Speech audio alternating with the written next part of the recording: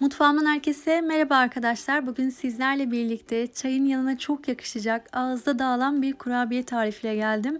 Kurabiyemizin adı tuzsuz nafiye. Herkesin beğenisini kazanacağı, yapımı çok da kolay olan bir kurabiye. Buyurun hep beraber yapımına geçelim.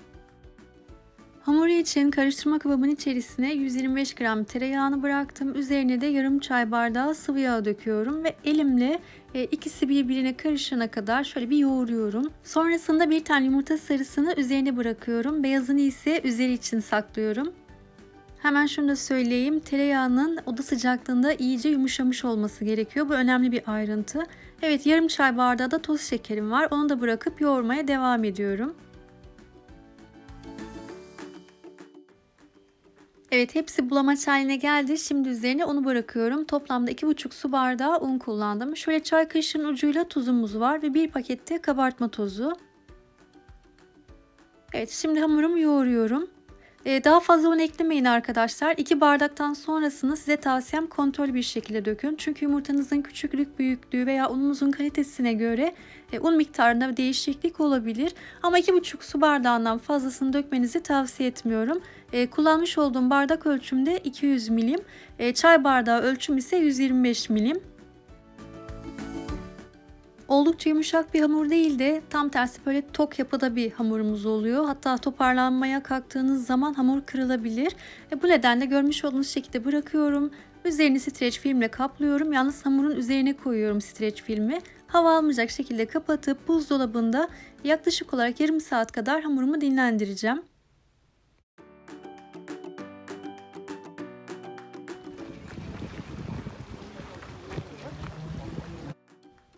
Evet, hamurumuz dinlendi. Üzerindeki streç filmi alıyorum ve şekil vermeye geçeceğim. Tepsimi hazırladım. Üzerine yağlı kağıdı serdim. Yağlı kağıdınız yoksa tepsinizi güzelce sıvı yağ ile yağlamanız yeterli olacaktır. Şimdi ceviz büyüklüğünde parçalar koparıyorum. Avucumda hamuru sıkılaştırdıktan sonra parmak şeklini veriyorum ve yağlı kağıt sermiş olduğum tepsime yerleştiriyorum. İlk başta dediğim gibi yapımı gerçekten çok kolay, bir o kadar da lezzetli. İçine koymuş olduğum malzemeler de neredeyse hepimizin evinde var olan malzemeler. Ben bu vermiş olduğum malzeme ölçüleriyle 40 tane kurabiye elde ettim. Eğer artırırsanız daha fazla elde edersiniz. Fazlasını saklama kabına yerleştirip buzluğuma bıraktım.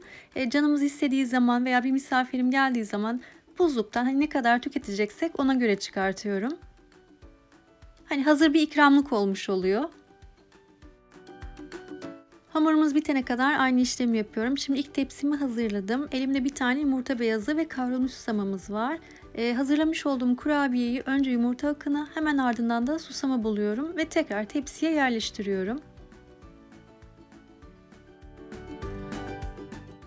Tuzsuz nafiyeyi ilk defa yapıyorum arkadaşlar ve daha önce neden yapmadım diye kendi kendime çok söylendim. Ağızda bırakmış olduğu tat, kıyırlığı gerçekten efsaneydi. Bir de kurabiyeyi bulamak için hani bir tane yumurta ayırmıştım ama en son gördüm ki çok fazla. Yani yarısını sadece ayırmam yeterli. Yarısını isterseniz kurabiye hamurunuza hani ekleyin ya da hani kaldırın, başka bir tarifte veya yumurta kırarsınız kahvaltı için, ona ayırabilirsiniz. Ben şimdi mesela yumurta akının tamamını burada kullandığım için ister istemez tabii ki susama da bulandı ve ziyan olmuş oluyor. Bu nedenle bence yarısı yeterli vermiş olduğum bu ölçü için. Eğer artıracak olursanız tamamını kullanabilirsiniz.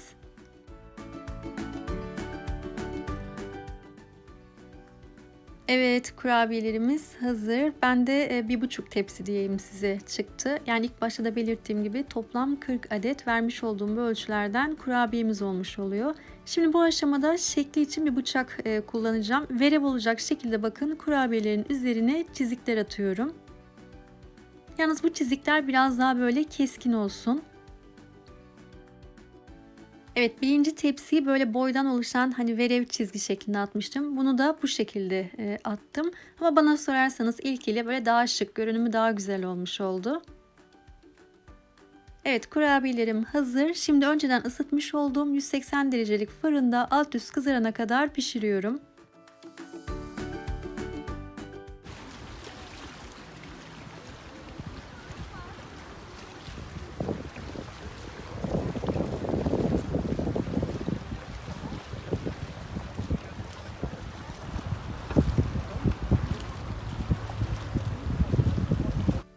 Ve kurabiyelerim hazır. Pişme süresi için maalesef bir süre belirtemiyorum çünkü fırından fırına süresi değişebiliyor. Ama şunu söyleyeyim size, fırına attıktan bir 10 dakika sonra çocuklar koşarak inanın mutfağa geldiler. Anne ne yaptın, çok güzel kokuyor diye. 10 dakika içerisinde düşünün, böyle bir koku yayılıyor. Pişene kadar böyle sizi mest ediyor kokusu. Yerken ise apayrı bir tat bırakıyor damaklarda. Kurabiye kabarınca atmış olduğumuz çizikle beraber şöyle hafif açılıyor. Görüntü şahane. Üzerine şimdi koymuş olduğumuz susamlar böyle tuzlu. Ama kurabiyemiz ise tatlı. Şekeri elbette çok fazla değil. Hani gördüğünüz sadece yarım çay bardağı kullandım.